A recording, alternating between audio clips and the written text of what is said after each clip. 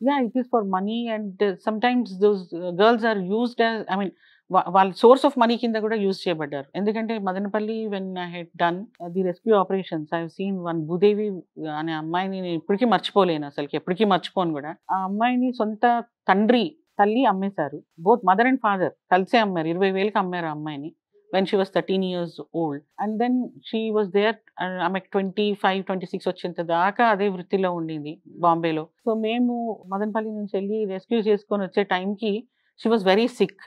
మాకు తెలియదు నేను తీసుకొచ్చినప్పుడు. ఆ తర్వాత టెస్ట్లో చేస్తే she was at the peak stage of her AIDS. Oh my god. And the doctor said there is no hope, she will definitely die in few days అని చెప్పారు. And then when we took her to the village, వాళ్ళ నాన్న first పెద్ద రాయి తీసుకున్నాడు. ఇది వస్తే ఊరు పాడైపోతుంది, దీన్ని చంపేయాలి. అమ్మింది వాళ్ళు, అమ్మింది వాళ్ళ తండ్రి, చేసింది వాళ్ళు.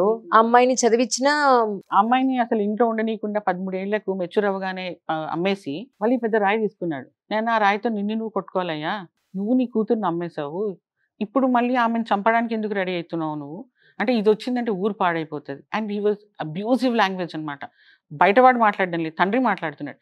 మళ్ళీ ఏం చేశాడు ఆ తండ్రి, ఆ అమ్మాయి డబ్బుతో ఇల్లు కట్టుకున్నాడు, 10 ఎకరాల పొలం కొనుక్కున్నాడు. ఇలాంటి పేరెంట్స్ ఉండొచ్చా మరి సొసైటీలో? ఆ అమ్మాయి ఉండకూడదని రాయి పట్టుకున్నాడు. ఆ అమ్మాయి ఉండకూడదు, ఆమె మేము తీసుకోం, ఇంకా ఊరంతా ఎగబడినారు మొత్తం ఆ పెద్దమండ్యం తండాలు. Then we had to bring out to the police station. ఆ పోలీస్ స్టేషన్ అప్పుడు వెనుక క్వార్టర్స్ కట్టడానికి ఒక ప్లేస్ ఉండింది, క్వార్టర్స్ వర్క్ అవుతుండింది అనమాట.